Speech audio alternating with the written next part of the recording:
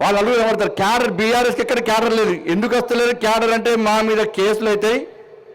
మేము మొన్న ఎప్పుడు పైరుల కోసం ఏదో బీఆర్ఎస్ పార్టీలో మా బీఆర్ఎస్ పార్టీ ఎందుకో పార్టీకి సిద్ధాంతం లేదు, దానికి ఒక నాయకుడు ఎవరిని పట్టించుకోడు, ప్రజలను పట్టించుకోడు, కార్యకర్తలను పట్టించుకోడు అని చెప్పి బీఆర్ఎస్ క్యాడర్ ఎవరు బయటకు వస్తలేరు. ఇక కాంగ్రెస్లో క్యాడర్ లేదు.